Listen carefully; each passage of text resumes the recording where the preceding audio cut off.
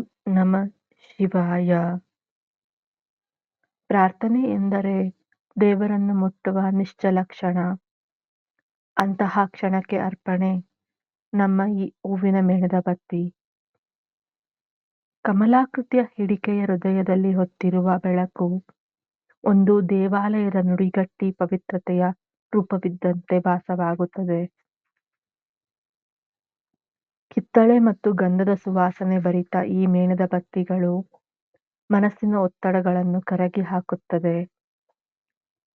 ಆಲಯದ ಹೂವಿನಂತೆ ಈ ಮೇಣದ ಬತ್ತಿ ಕೂಡ ದೇವರಿಗೆ ಅರ್ಪಿತವಾಗಲಿ. ಪ್ರತಿ ಬೆಳಕು ದೇವರ ದರ್ಶನವನ್ನೇ ನೆನಪಿಸುತ್ತದೆ.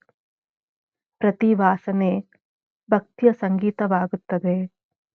ಇದು ಭಾವನೆಯಿಂದ ನಿರ್ಮಿತವಾದ ಬೆಳಕು. ಬೆಳಗೋಣ ದೀಪವ, ಮೇಣದ ಬತ್ತಿಯನ್ನು ಆಚರಿಸುವ ಕಾಲ ಬಂದಿದೆ. ನಮ್ಮ ಶ್ರದ್ಧೆಯಿಂದ ನಿಮ್ಮ ಆರಾಧನೆಗೆ